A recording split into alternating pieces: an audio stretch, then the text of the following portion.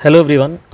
पिछली क्लास में हमने मैथमेटिकल टूल्स में वेक्टर्स जो चैप्टर है वो उठाया था और उसमें हमने जो वेक्टर्स के इंट्रोडक्टरी टर्म्स थे उनके बारे में बात की थी। तो आज उसके आगे तो देखिए, पिछली क्लास में कुछ 9 या 10 टर्म्स हमने डिस्कस किए थे वेक्टर्स में जो रेलेवेंट हैं और जिनको हम बार बार डिस्कस करते हैं, वेक्टर्स में यूज़ करते हैं। आज की शुरुआत जो हम करेंगे वो पहले रिजल्टेंट वेक्टर क्या होता है ये जानने से करेंगे, ठीक है। So let's talk about resultant vector. तो रिजल्टेंट किसका होता है? रिजल्टेंट ऑफ 2 और मोर वेक्टर्स, 2 या 2 से अधिक वेक्टर्स का रिजल्टेंट किसको कहते हैं? तो 2 या 2 से अधिक वेक्टर्स का रिजल्टेंट उसको कहते हैं which can give same physical effect as given by all those vectors acting together। वो सारे वेक्टर मिल के जो इफेक्ट दे रहे हों, वो इफेक्ट अकेला जो वेक्टर दे दे उसको हम कहेंगे उन सभी वेक्टर का रिजल्टेंट। जैसे मान लीजिए एक ब्लॉक है, ठीक है।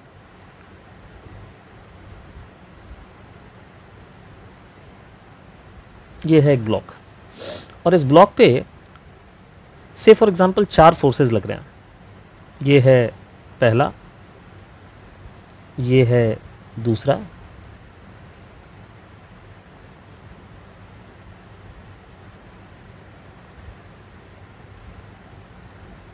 ये है तीसरा और ये है चौथा।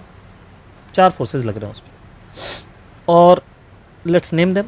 तो ये पहला फोर्स जो है ये है 2 न्यूटन का, ये जो दूसरा फोर्स है ये है 1 न्यूटन का, ये जो तीसरा फोर्स है ये भी है 1 न्यूटन का और ये जो चौथा फोर्स है ये भी है 1 न्यूटन का और ब्लॉक का मास है 1 kg। अब इन सभी फोर्सेस के वजह से क्या फिजिकल इफेक्ट होगा इस बॉडी के ऊपर, इसके लिए कोई वेक्टर्स पढ़ने की ज़रूरत नहीं है। अगर हम कॉमन सेंस से बात करें, हमने 9th में या 10th में, जो 9th में इनफैक्ट जो मैकेनिक्स पढ़ा है, अगर उससे हम केवल इसको डील करें तो हम कह सकते हैं यार कि ये F2 जो है और जो F4 है ये एक दूसरे को बैलेंस कर लेगा बराबर अमाउंट से, बराबर स्ट्रेंथ से। ये दोनों धक्का दे रहे हैं एक दूसरे को ऑपोजिट, तो ये एक दूसरे को बैलेंस कर लेंगे और यार 2 न्यूटन में से 1 न्यूटन न्यूट्रलाइज हो जाएगा। क्यों न्यूट्रलाइज हो जाएगा? क्योंकि ये ऊपर लग रहा है, वो नीचे लग रहा है। तो इतनी बात किसी को भी समझ में आएगी जो बेसिक फोर्सेस के बारे में जानता है कि यार इस पे जो कुल मिला के इफेक्ट होगा वो 1 न्यूटन के फोर्स का होगा और 1 न्यूटन का फोर्स फिजिकली इस बॉडी को क्या इफेक्ट देगा? इसको वो एक्सेलरेशन देगा ऊपर की तरफ 1 मीटर पर सेकेंड स्क्वायर का। हो गई बात। ये इन चारों फोर्सेस का कंबाइंड इफेक्ट है। अब फिर से हम यही ब्लॉक बनाते हैं और इस ब्लॉक पे इस बार हम केवल एक ही फोर्स लगाते हैं, ठीक है। और ये फोर्स हम लगाते हैं मात्र 1 न्यूटन के बराबर। वही ब्लॉक है 1 kg का। अब बताइए अब फिजिकल इफेक्ट क्या होगा? Still the physical effect will be same. It is an acceleration of 1 metre per second square. So what does it mean? इसका मतलब ये हुआ कि ये F जो है वो उन चारों फोर्सेस के इक्विवेलेंट फिजिकल इफेक्ट दे रहा है अकेला। तो हम F को क्या बोलेंगे? हम बोलेंगे कि F vector is resultant of F1, F2, F3 and F4। और वेक्टर्स में रिजल्टेंट कैसे निकाला जाता है? तो वेक्टर्स में रिजल्टेंट निकाला जाता है वेक्टर्स को ऐड करके। It is F1 vector plus F2 vector plus F3 vector plus F4 vector. अब सवाल ये उठता है कि अगर वेक्टर्स में रिजल्टेंट जोड़ के निकाला जाता है और अगर ये सिंपल एडिशन होता तो 1 न्यूटन 1 न्यूटन 1 न्यूटन और 2 न्यूटन को जोड़ने से 5 न्यूटन आता, 1 + 1 + 1 + 2, लेकिन आंसर आ रहा है 1।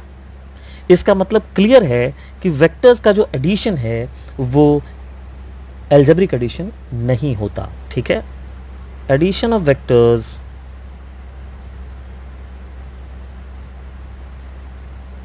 is not an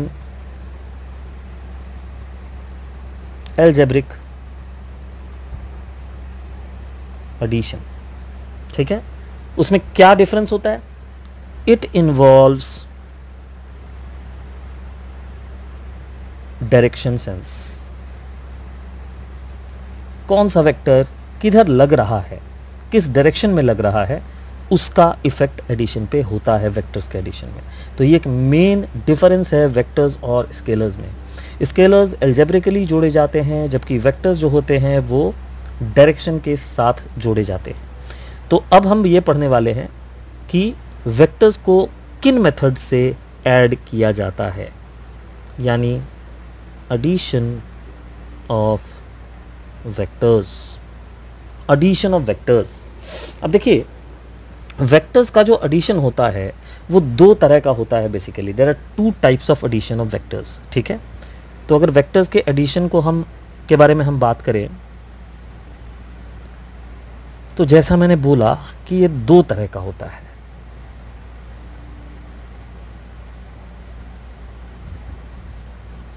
जो पहला टाइप है उसको हम कहते हैं डायग्रामेटिक एडिशन।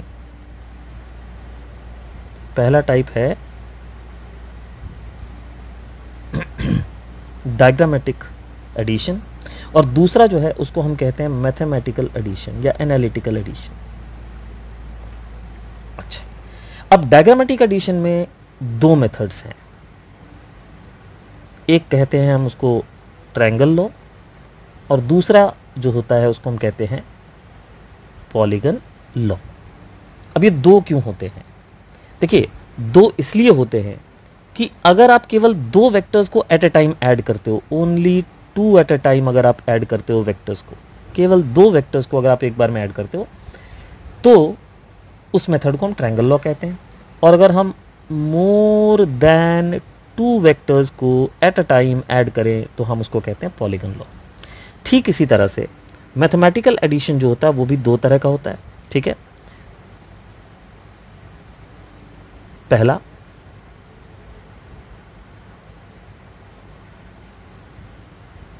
पैरेललोग्राम लॉ और दूसरा addition using resolution. Addition using resolution. Again, यहां भी 2 मेथड्स क्यों होते हैं? यहां भी 2 मेथड्स इसीलिए होते हैं क्योंकि अगर आप केवल 2 वेक्टर्स को एट अ टाइम जोड़ना चाहते हो तो आप पैरेललोग्राम लॉ यूज करोगे, और अगर आप 2 से ज्यादा वेक्टर्स को एक साथ जोड़ना चाहोगे तो आप यूज करोगे एडिशन यूजिंग रिजोल्यूशन। ठीक है, तो ये रिजोल्यूशन क्या है, ये पैरेललोग्राम लॉ क्या है, ये हम बाद में आएंगे। पहले हम डायग्रामेटिक मेथड जो हैं उनको डिस्कस करेंगे। तो आइए हम बात करते हैं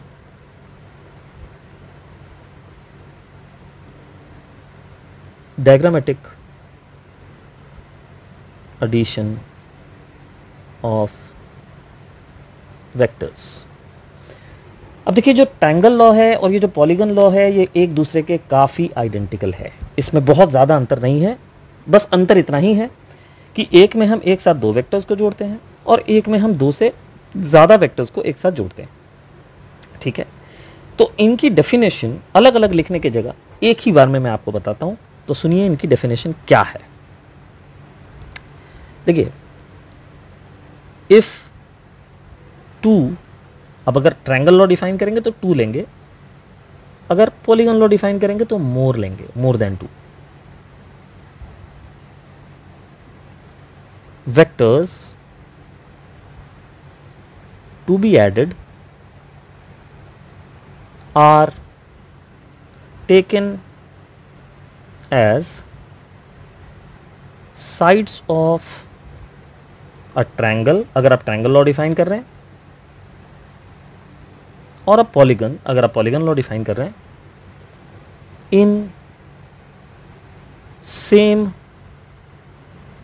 ऑर्डर, माने क्लॉकवाइज या फिर एंटी क्लॉकवाइज जैसे बने, ठीक है। अभी डायग्राम में हम इसको एक्सप्लेन भी करेंगे। Taken in same order, then the closing side of triangle slash polygon इन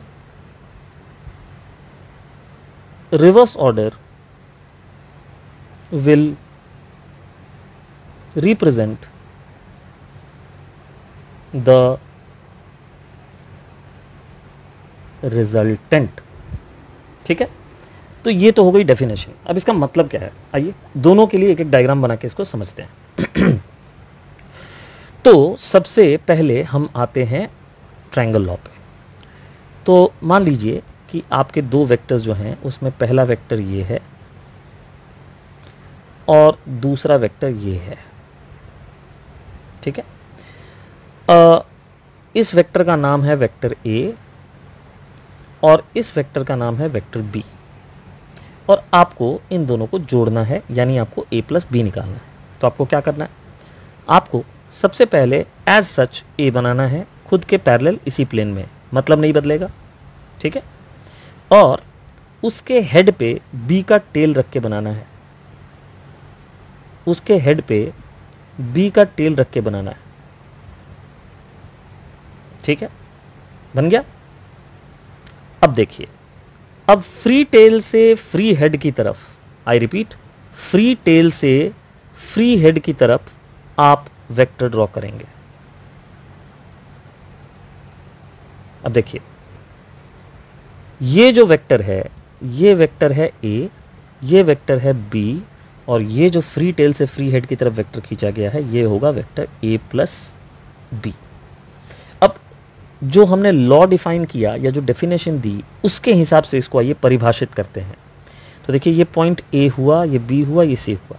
गौर से देखिए, ए वेक्टर को ए बी साइड के फॉर्म में बनाया गया ट्रायंगल का, और बी वेक्टर को उसी ट्रायंगल के बी सी साइड के फॉर्म में बनाया गया। A B then B C, हम सेम ऑर्डर में जा रहे हैं clockwise, A B then B C, लेकिन रिजल्टेंट लेते समय हम सी ए नहीं ले रहे हैं, हम क्या ले रहे हैं, ए सी ले रहे हैं, ठीक है। So the closing side taken in reverse order will represent the resultant. Clear है। जा रहे थे क्लॉकवाइज, लेकिन रिजल्टेंट ड्रॉ करते समय हेड से टेल नहीं गए, फ्री टेल से फ्री हेड की तरफ गए, ठीक है। आप बी प्लस ए करेंगे तो भी आपका आंसर सेम आएगा, because A plus B and B plus A both are same, because vector sum is commutative, ठीक है। आइए करके देखते हैं उसको। तो देखिए, इस बार हम बनाएंगे पहले वेक्टर बी और उसके सर पे रख के बनाएंगे वेक्टर ए। अब इस बार हम एंटी क्लॉकवाइज जा रहे हैं, ठीक है। तो अब हमारा वेक्टर रिजल्टेंट देखिए कैसे आएगा, सेम आंसर आया, ठीक है। कोई डिफरेंस है, कोई डिफरेंस नहीं है। देखिए, डायग्रामेटिकली बिल्कुल सेम आंसर मिला आपको, दोनों के लेंथ सेम है, दोनों का डायरेक्शन सेम है, सब कुछ सेम है। So this proves that whether you are doing a plus b or you are doing b plus a, that makes no difference. यहाँ लिखता हूँ a plus b is equal to b plus a, and it means what, a plus b is equal to b plus a, and that means what,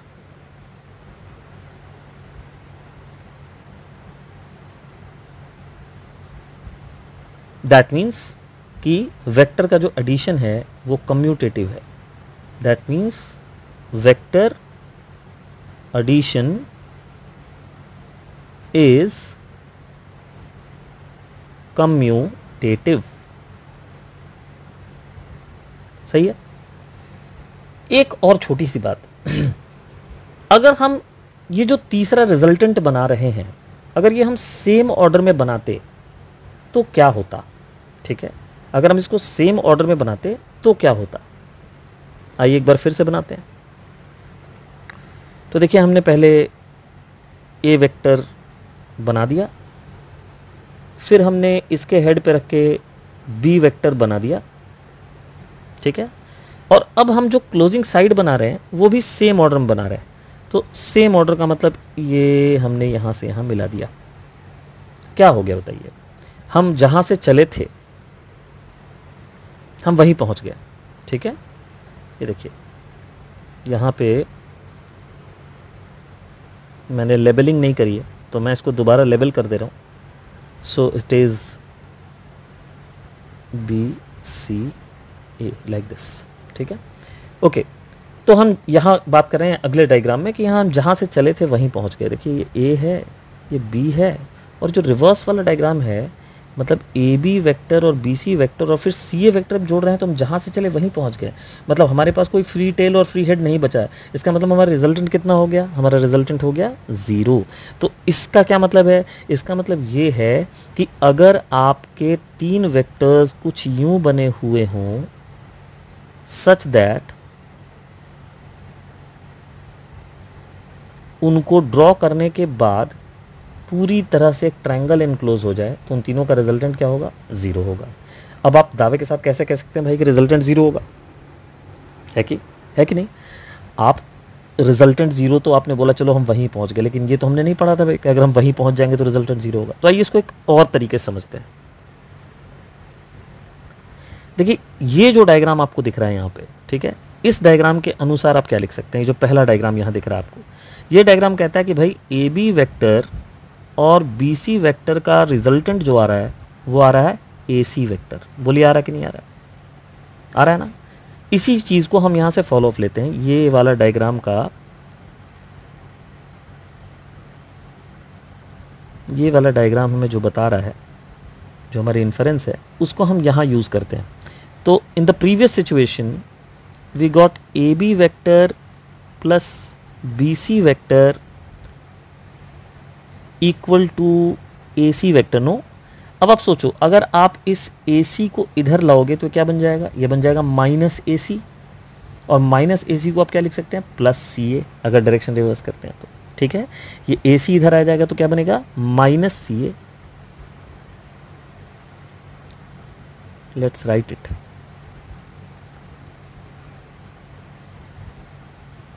इसको हम लिख सकते हैं AB plus BC minus CA vector equal to 0, और ये हो जाएगा AB vector plus BC vector plus CA vector equal to 0।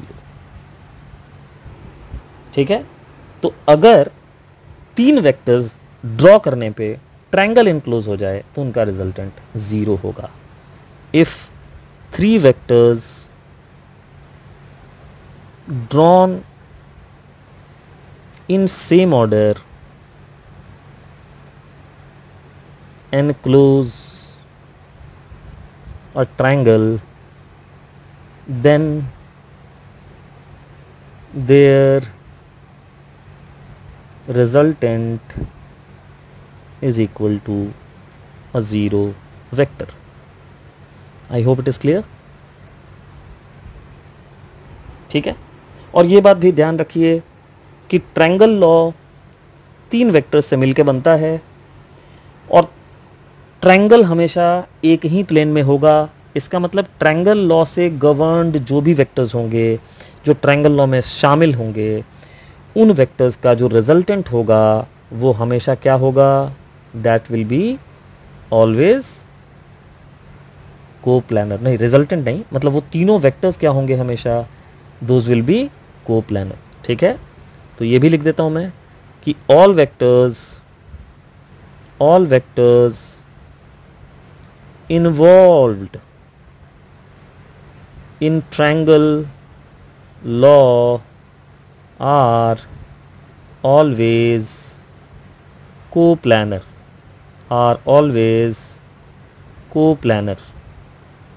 ठीक है। तो ये भाई आपका ट्रायंगल लॉ है। ठीक है, अब ट्रायंगल लॉ के बाद हम आते हैं पॉलीगन लॉ के ऊपर। डेफिनेशन हमने पहले ही दे दी है तो हमें बस एग्जांपल इसका देना है जस्ट। तो आइए पॉलीगन लॉ की बात करते हैं। पॉलीगन लॉ की बात करते हैं उससे पहले हम कुछ डायग्राम्स बनाएंगे। तो let's have polygon law illustration. So let's draw a few vectors, like first one,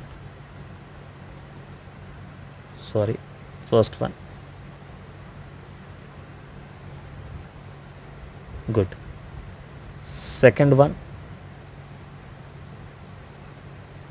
third one, fourth one. तो देखिए मैंने 4 वेक्टर्स बनाए हैं, वेक्टर ए बनाया, वेक्टर बी बनाया, वेक्टर सी बनाया, वेक्टर डी बनाया। अब इनका रिजल्टेंट लेना है। सेम वही काम करेंगे जिस तरह से वहाँ किया था, वही काम दोबारा से हम करेंगे, ठीक है।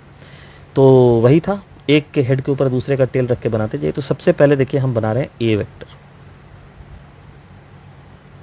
फिर उसके हेड पे रख के हम बनाएंगे बी वेक्टर,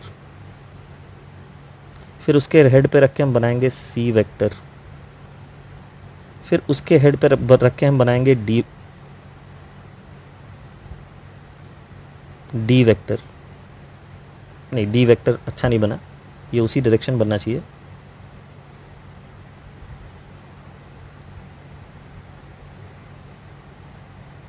तो ये है हमारा डी वेक्टर, ठीक है। तो देखिए चारों वेक्टर्स हमने एक दूसरे के हेड पे दूसरे का टेल रख के हमने बना दिया।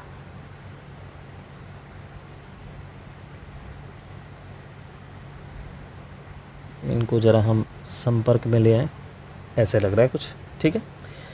तो भाई ये हो गया हमारा ए, ये हो गया हमारा बी वेक्टर, ये हो गया हमारा सी वेक्टर और ये हो गया हमारा डी वेक्टर। अब हम क्या करेंगे, रिजल्टेंट ड्रॉ करेंगे। कैसे करेंगे, रिवर्स ऑर्डर में। देखिए अभी तक हम कैसे जा रहे थे, अभी तक हम जा रहे थे क्लॉकवाइज, अब हम जाएंगे anti clockwise, free tail to free head. तो ये जो वेक्टर होगा, ये वेक्टर कहलाएगा रिजल्टेंट वेक्टर। रिजल्टेंट को आर से दिखलाते हैं, and this is vector A plus vector B plus vector C plus vector D. अब आप इसकी नेमिंग कर दीजिए, A B C D and let's say E. तो हम यहाँ क्या लिख सकते हैं, हम लिख सकते हैं कि A B vector plus B C vector plus C D vector plus D E vector is giving you A E vector, ठीक है। अब सोचिए इसी ए ई को अगर हम दूसरी तरफ लें तो क्या बन जाएगा, A B vector plus B C vector plus C D vector plus D E vector plus, no not plus, minus A E vector is equal to what, 0। और माइनस ए को हम क्या लिख सकते हैं, A B vector plus B C vector plus C D vector plus D E vector plus E A vector is equal to what, 0। इसका मतलब अगर हम इसको पूरी तरह से एक चक्र में बना देते, अगर ये सारे वेक्टर पॉलीगन इनक्लोज कर लेते, तो उनका रिजल्टेंट क्या हो जाता, 0 हो जाता। तो डायग्राम से देखिए जरा उसको। ये देखिए ये हमने बनाया फर्स्ट वाला वेक्टर, ये हमने बनाया सेकंड वाला वेक्टर, फिर ये हमने बनाया थर्ड वाला वेक्टर, फिर ये हमने बनाया फोर्थ वाला वेक्टर, और फिर हमने ये बनाया लास्ट वाला वेक्टर।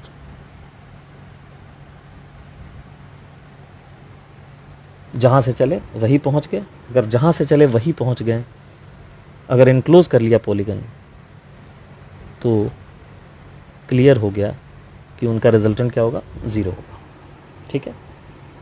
लेकिन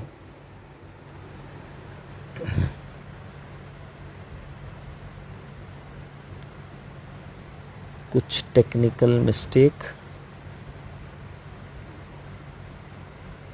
हाँ जी, this is A,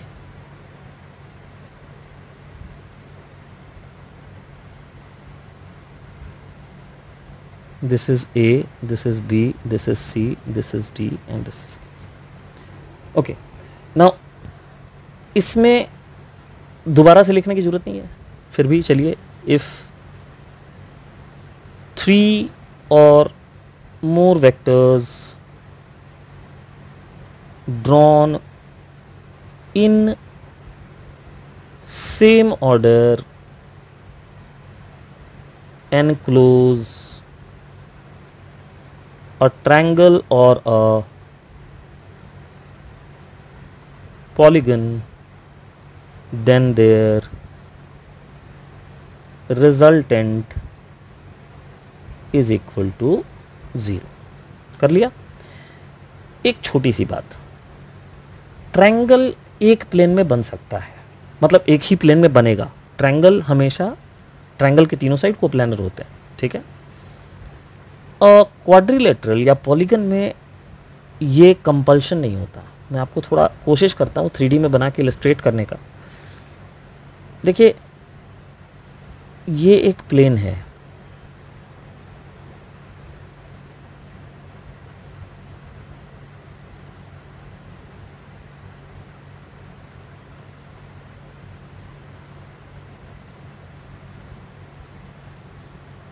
ठीक है। ये मुड़ा हुआ पेपर समझ लीजिए आप। देखिए यहाँ से आप जो है कह सकते हैं कि भाई ये पेपर को फोल्ड कर दिया गया परपेंडिकुलर प्लेन्स में, ठीक।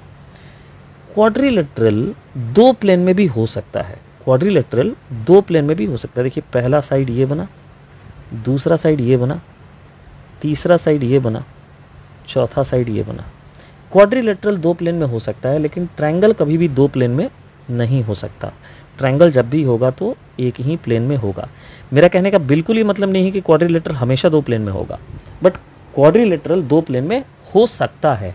तो इसका मतलब क्या हुआ कि जो वेक्टर पॉलीगन लॉ से संबंधित हैं वो वेक्टर्स कोप्लानर हों, ये ज़रूरी नहीं है, ठीक है। Vectors related through polygon law may or may not be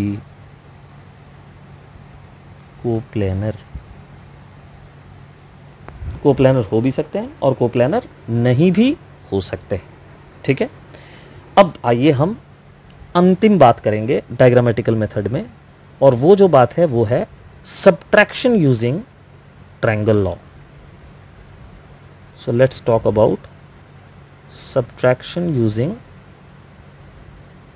triangle law. Triangle law को इस्तेमाल करके वेक्टर्स को सब्ट्रैक्ट कैसे करते हैं ये हम पढ़ने वाले हैं अभी। ये डायग्रामेटिक मेथड का लास्ट है, ठीक है। सो सब्ट्रैक्शन यूजिंग ट्रायंगल लॉ के अंदर सबसे पहली बात, डायग्राम फिर बनाना पड़ेगा। तो आइए डायग्राम बनाते हैं। तो मान लीजिए कि ये है आपका वेक्टर ए और यही है आपका वेक्टर बी, और आपको निकालना है a माइनस बी डायग्रामेटिकली। तो देखिए मैं आपको 3 मेथड्स बताऊंगा इसमें, ठीक है, लेकिन याद आप 2 ही रखिएगा। तीसरा वाला तो है वो बहुत ज़्यादा रेलेवेंट नहीं है वो, क्योंकि वो ज़्यादा यूज़ नहीं होता। तो पहला दूसरा वही आपके लिए इंपॉर्टेंट है। तो आइए सबसे पहले मैं आपको बताता हूँ मेथड 1।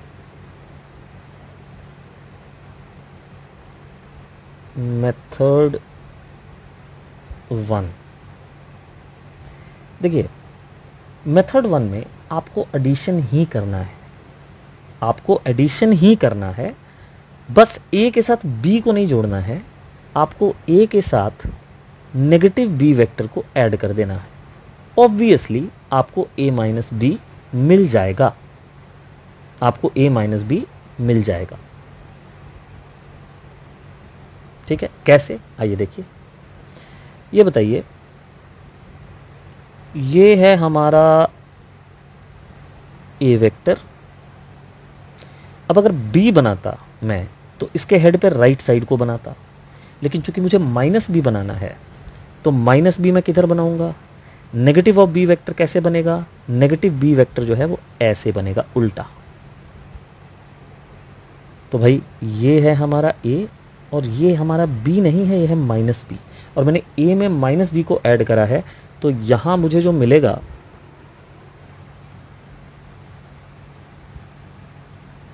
वो ये वेक्टर मिलेगा, ठीक है।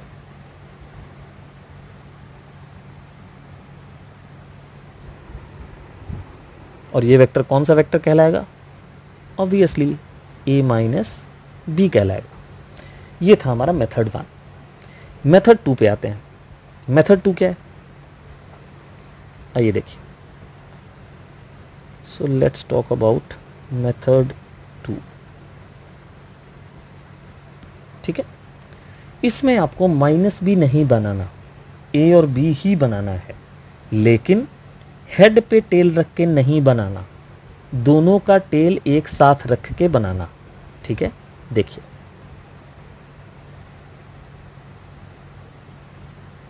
This A, this B, right, A B. अब क्या करना, अब दोनों के हेड को मिलाओ, और अगर आपको a माइनस बी निकालना है तो आपका डायरेक्शन b के हेड से a की हेड की तरफ होना चाहिए, ऐसे।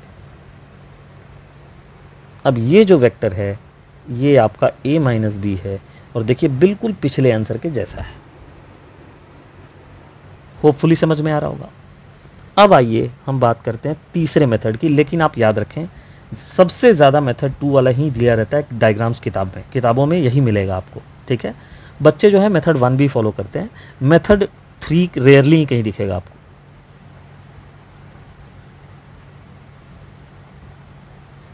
So let's talk about method 3। Method 3 में भी आपको ए और बी ही बनाना है, लेकिन दोनों का हेड एक साथ रख के बनाना है, दोनों का हेड एक साथ रख के बनाना है। तो देखिए सबसे पहले मैंने बनाया है भाई साहब ए, और फिर मैंने बनाया है बी। ठीक है, बना दिया, तो ये हो गया मेरा A vector, oh I am sorry, ये तो मेरा बी वेक्टर है ना, बी वेक्टर, और ये हो गया मेरा ए वेक्टर, करेक्ट है। और अब मैं बनाने वाला हूं a माइनस बी, लेकिन इस बार अगर a माइनस बी आपको बनाना है तो आपको a के टेल से b के टेल की तरफ वेक्टर बनाना पड़ेगा, a के टेल से b की टेल की तरफ वेक्टर बनाना पड़ेगा। ठीक है, तो मेथड 3 और 2 कंफ्यूजिंग है, इसीलिए दोनों में से किसी एक को ही पढ़ो। ठीक है, so this is a minus B. Diagram आप देख सकते हैं, तीनों केस में डायग्राम सेम है। तो ये हमारे सारे डायग्राम मेथड्स थे, डायग्रामेटिक मेथड्स थे। कुछ एक पॉइंट्स एक्स्ट्रा मैं आपको बता रहा हूँ जिससे कि आपको क्वेश्चंस करने में काफ़ी हेल्प मिलेगी, तो उसको भी हम कंप्लीट कर लेते हैं। तो few notes, important notes for problems. Okay, पहली बात ये कि अगर आपको बहुत सारे मैग्नीट्यूड्स दिए हुए हैं, if magnitudes of many vectors are given to us and we are asked that whether resultant of these vectors can be 0 or not। तो आप याद रखिए, for resultant to be 0, resultant 0 होने के लिए, देखिए भाई, रिजल्टेंट 0 होने के लिए ट्रायंगल या पॉलीगन इनक्लोज होना चाहिए, पहली शर्त। मतलब एकमात्र यही शर्त नहीं है, ट्रायंगल या पॉलीगन इनक्लोज होना चाहिए। और ट्रायंगल और पॉलीगन तभी इनक्लोज होता है जब सबसे बड़ा वाला साइड बाकी साइड्स के सम से कम हो। तो कंडीशन बनती है कि द लार्जेस्ट मैग्नीट्यूड को अलग चुन के हटा लीजिए, should be less than sum of other magnitudes. लेकिन केवल लेस देन होने से नहीं, इक्वालिटी भी रहेगा तब भी रिजल्टेंट जीरो आ सकता है। देखिए अगर लार्जेस्ट मैग्नीट्यूड बाकियों के सम से कम हो जाए तो ट्रायंगल या पॉलीगन बन सकता है ज्योमेट्रिकली, ये तो हमने जूनियर क्लासेस में पढ़ा है। इक्वालिटी में कैसे हो जाएगा, जैसे मान लीजिए कि आपका एक वेक्टर है जो कि है राइट की तरफ और उस वेक्टर की मैग्नीट्यूड है मान लीजिए 3, तो लेट्स से कि मेरे पास एक वेक्टर 3i का, उसके बाद मेरे पास दूसरा जो वेक्टर है वो वेक्टर है मान लीजिए है 4 यूनिट्स का, ठीक है, इधर आ जा भाई, हाँ ठीक है, और एक वेक्टर मेरे पास और है जो है 7 यूनिट का और वो अपोजिट डायरेक्शन में है इन वेक्टर्स के। अब आप खुद सोचिए 3i cap plus 4i cap plus negative 7i cap, इन तीनों का रिजल्टेंट क्या हो जाएगा, जीरो हो जाएगा, ठीक है। तो देखिए इसमें सबसे बड़ा वाला 7 है और बाकी दोनों के मैग्नीट्यूड्स का जोड़ कितना है, वो भी 7 है, सही है। तो इस तरह से हम डिसाइड करते हैं। फॉर इंस्टेंस अगर एग्जाम्पल के तौर पे हमें दिया हुआ है मान लीजिए choose the option in which resultant can't be zero, वो ऑप्शन सेलेक्ट कीजिए जिसमें रिजल्टेंट ज़ीरो नहीं होगा, ठीक है। याद रखिए आपको वो ऑप्शन सेलेक्ट करना है जिसमें रिजल्टेंट ज़ीरो नहीं होगा। 20 meter 20 meter 20 meter 10 meter 20 meter 30 meter 40 meter 10 meter 20 meter 30 meter and the last option is 10 meter 30 meter 70 meter and 130 meter. अब देखिए पहला ऑप्शन उठाते हैं। पहले ऑप्शन की अगर बात करें तो तीनों बराबर है, तो 3 बराबर है तो वैसे ही इक्विलेटरल ट्रायंगल बन जाएगा। या किसी एक को पिक कर लो तो बाकियों के सम से कम ही आ गया, जैसे मान लीजिए इस 20 को पिक कर लिया हमने तो बाकी दोनों का जोड़ 40 हो जाएगा, तो ये उससे कम ही है ना, तो इसका मतलब यहाँ resultant can be zero, resultant can be zero, ठीक है, हो सकता है। तो ये हमारा सही ऑप्शन नहीं है। इसमें सबसे बड़े वाले को पिक कर लिया हमने, बड़ा वाला है 40, बाकियों का जोड़ किया 10 meter plus 20 meter plus 30 meter जोड़ा तो कितना मिला 60 40 से बड़ा हो गया, यानी लार्जेस्ट मैग्नीट्यूड कम है बाकियों के जोड़ से, यहाँ भी रिजल्टेंट ज़ीरो हो सकता है इसका मतलब, ठीक है, लार्जेस्ट बाकियों के सम से कम है। इसमें आ जाइए सबसे बड़ा कौन 30 मीटर, बाकियों का जोड़ कितना 30 मीटर, बराबर हो गया, बराबर होने पे भी रिजल्टेंट जीरो हो सकता है। इसमें आ जाइए सबसे बड़ा कौन 130 मीटर, बाकियों का जोड़ कितना 10 30 70, कितना हुआ 110 मीटर, सही है ना। तो इस बार जो लार्जेस्ट है वो बाकियों के सम से क्या हो गया, ज़्यादा हो गया, सही है। तो रिजल्टेंट यहाँ ज़ीरो नहीं हो सकता, तो यही हमारा सही ऑप्शन होगा। तो in this option resultant can't be zero, hence this is our correct option. तो बच्चों ये था डायग्रामेटिक मेथड। जाते जाते आपको एक सवाल देकर मैं जाता हूँ, और सवाल थोड़ा अलग अंदाज में, let's have a question in form of matching. तो आपको मैं सबसे पहले एक बहुत इंटरेस्टिंग क्वेश्चन के फॉर्म में देके जाता हूँ। देखिए क्वेश्चन कहता है मैच आइटम्स ऑफ कॉलम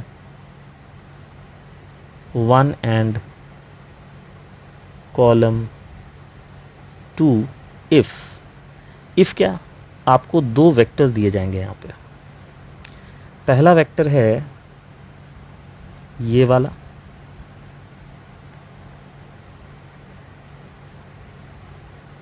पहला वेक्टर है ये वाला, और दूसरा वेक्टर है ये वाला, सही है, लेंथ दोनों की बराबर ही है, तो इसको थोड़ा लंबा कर देते हैं, हाँ ठीक है। और भाई ये वाला वेक्टर है मान लो A और ये वाला वेक्टर है मान लो B, ठीक है। अब करना क्या है, करना ये है कि आपको दो कॉलम दिए हुए हैं, जैसा मैंने आपको पहले ही बोला, कॉलम 1 कॉलम 2। कॉलम 1 में 1 2 3 4 4 वेक्टर ऑपरेशंस हैं, और कॉलम 2 में A B C D 4 vector diagrams हैं। जिस वेक्टर ऑपरेशन का डायग्राम जिसके जैसा होगा, जिससे मैच करेगा, उसको करेक्टली मैच करना है, और इसको मैं डिस्कस करूंगा अगली क्लास में, इसका आंसर मैं अगली क्लास में आपको दूंगा। तो सबसे पहला ऑपरेशन जो है वो है vector A plus vector B कैसा दिखेगा, negative of vector A plus vector B कैसा दिखेगा, A माइनस B वेक्टर कैसा दिखेगा, और B माइनस A वेक्टर कैसा दिखेगा, ठीक है। तो अब आपके ऑप्शंस हैं, पहला ऑप्शन ये है, दूसरा ऑप्शन ये है, तीसरा ऑप्शन कुछ ये है, और चौथा ऑप्शन ये है। तो आपको सही मैचिंग करके लाना है कि किस ऑपरेशन का रिजल्ट कैसा दिखेगा, ठीक है।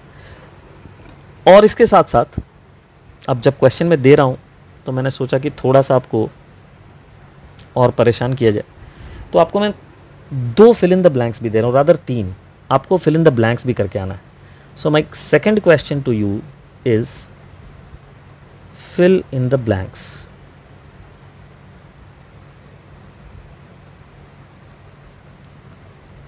One, minimum number of vectors required to produce zero resultant is, second, minimum number of non-collinear vectors required to produce zero resultant is, and the third is minimum number of non-coplanar vectors required to produce zero resultant। तो ये आपके कुछ questions हो गए, और यहाँ पे हमारा डायग्रामेटिक मेथड जो है वो ख़त्म होता है। तो आज की क्लास यहाँ पे रोकते हैं। आप लोग अपना फीडबैक ज़रूर दीजिए कि जो वीडियो का फॉर्मेट है वो कैसा है, क्योंकि जो टीचिंग होती है ऑनलाइन वो थोड़े अलग किस्म की होती है, इलेक्ट्रॉनिक बोर्ड पे होती है, टीचर सामने दिखते हैं। मेरे को ये लगता है कि कंटेंट दिखना चाहिए और साफ़ सुथरा कंटेंट दिखे, वो ज़्यादा ज़रूरी है। मैं दिखूं या ना दिखूं दैट इज़ नॉट इम्पॉर्टेंट, मेरी वॉइस क्लियरली आपको सुनाई दे, क्लास इंटरैक्टिव हो, नोट्स डायरेक्ट मिल जाए, लिखना ना पड़े। तो इन सब चीज़ों का मैं ध्यान रखता हूँ। आपको अगर लगता है कि ये कंटेंट देने का तरीका ज़्यादा अच्छा है तो बताएं। अगर आपको लगता है कि नहीं, जो ऑनलाइन फॉर्मेट होता है इसमें टीचर जो है वो लिखता है और सामने दिखे और बोर्ड पार्शियली दिखे, तो भी आप बता सकते हैं। I will try to make that, but I am comfortable in this because मुझे लगता है कि मैं इससे ज़्यादा सेटिस्फाई कर पाता हूँ बच्चों को। सेकेंडली, जो होमवर्क आपको दिया जाएगा इसका आंसर मैं अगली क्लास में डिस्कस करूँगा। नेक्स्ट क्लास में हम मैथमेटिकल एडिशन ऑफ वेक्टर्स करेंगे थ्रू पैरेललोग्राम लॉ। हमारे यहाँ रेगुलर प्रोग्राम्स भी होते हैं, 1 ईयर 2 ईयर, जेई के लिए, नीट के लिए, 11th 12th के कोर्सेज़ के लिए, सिंपल स्कूल सिलेबस के लिए भी होते हैं, 9th और 10th के फाउंडेशन कोर्सेज भी होते हैं, और 9th 10th के भी स्कूल लेवल के कोर्सेज होते हैं। जिन बच्चों को हमारे ऑनलाइन या ऑफलाइन कोर्सेज में एडमिशन लेना है वो मेरे नंबर पे कॉल कर सकते हैं, जो कि स्क्रीन पे फ्लैश होता है, फिर भी मैं दे रहा हूँ, दैट इज़ 7763819977। इस पे फ़ोन करके आप मेरे से बात कर सकते हैं। आप कहीं पे भी हो, किसी भी शहर में हो, किसी भी राज्य में हो, ऑनलाइन कोर्स तो आप कर ही सकते हैं, तो आप उसकी जानकारी ले सकते हैं और आप एडमिशन ले सकते हैं। उसमें हमारे स्टडी मॉड्यूल्स वगैरह सब कुछ आपको मिलेंगे, टेस्ट सीरीज़ मिलेगा, ऑनलाइन डिस्कशन मिलेगा, डाउट मिलेगा। Obviously that has more amount of content there. तो अगर कोई इंटरेस्टेड हो तो आप मुझे इस नंबर पे कॉल कर सकते हैं और मेरे से जो है वो सारी जानकारी आप हमारे कोर्सेज़ के बारे में ले सकते हैं। हम केवल फिज़िक्स की नहीं, मैथमेटिक्स, बायो, केमिस्ट्री सभी की कोर्सेज़ ऑनलाइन ऑफलाइन दोनों तरह से प्रोवाइड कराते हैं। तो आप वीडियो को लाइक शेयर ज़रूर करो, अपने दोस्तों तक पहुंचाओ, और अपना जो कमेंट है, जो अपना फीडबैक है वो आप कमेंट बॉक्स में ज़रूर लिखिए, जो भी सजेशंस हो लिखिए। आज यहीं तक करेंगे। वीडियो देखने के लिए thank you so much. Take care, good bye.